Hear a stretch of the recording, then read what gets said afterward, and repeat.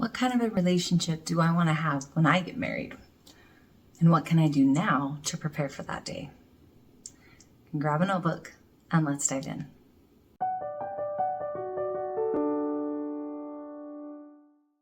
In part 1 of the Family is Ordained of God lesson, we talked about what God's ideal family looks like and what we can do to help support our family today. Well, in this lesson, I'd like to focus on the kind of family we'd like to create out far in the future. I know it seems kind of weird to be thinking that one day you're going to be a mom and a dad when right now you're just a kid or a teenager, but it's going to happen, and we can start developing those traits right now as we prepare to be awesome spouses one day. The proclamation on the family gives some really important insights to the kind of life and lifestyle and habits that healthy families have. It says, successful marriages and families are established and maintained on principles of faith, prayer, repentance, forgiveness, respect, love, compassion, work, and wholesome recreational activities. It also says that husbands and wives have the solemn responsibility to love and care for each other and for their children. On page 14 of the For Strength of Youth pamphlet, it says, prepare now to build your own family founded on the teachings of Jesus Christ. And again, it feels like that's really far off, but we can start preparing today.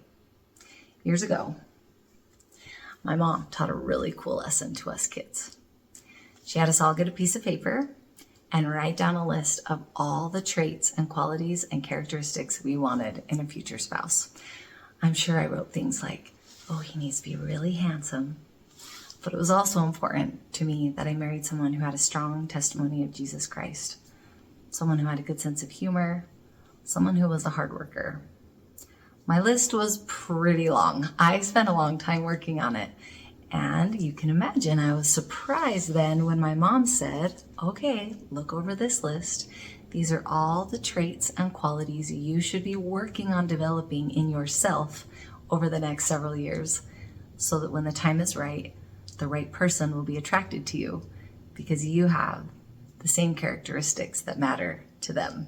I was like, oh boy, I have a lot of things I need to work on.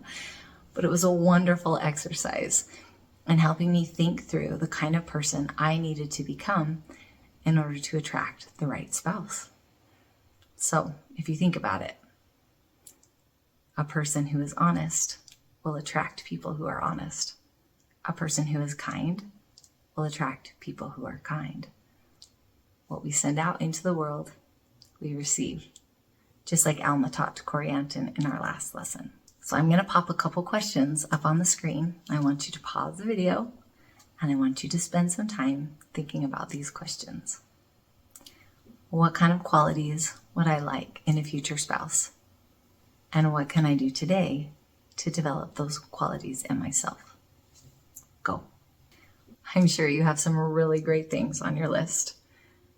Now, I want you to pick one thing on your list that you can start working on this week to become the type of person that you want to be. Years ago, I heard a mom say that every night she prays for the future spouses of her children, people who are just little kids right now, who are going through life, learning and growing. She prays for them, that they can get the support that they need and learn the lessons that they need to, that they can become who God needs them to become, and one day be wonderful spouses for her children. I thought that was such a lovely idea and something to think about, especially when we get into our teenage years and we might be tempted to make choices that can harm our future eternal families. We can keep in our minds who we're trying to become and the type of person we're hoping to attract. And we can pray for them. We can pray for ourselves to be worthy for when that time comes. One day, you are going to be the leaders and teachers and parents that are in charge of the rising generation. You can spend time today preparing for that time, preparing to become the very best version of yourself. Let's end with another thought from the For Strength of Youth. This is on page 7. It says, Jesus Christ can strengthen you. He can help you change your desires, your thoughts, and your actions. When you are worried, afraid, or struggling in any way, He will comfort you. He will help you in all aspects of your life. Just think about it. You have access to the most powerful being in the universe, the one who created the universe. And He has paid the price so that you can try again and again and again in your efforts to become more like Him. He will help you every step of the way.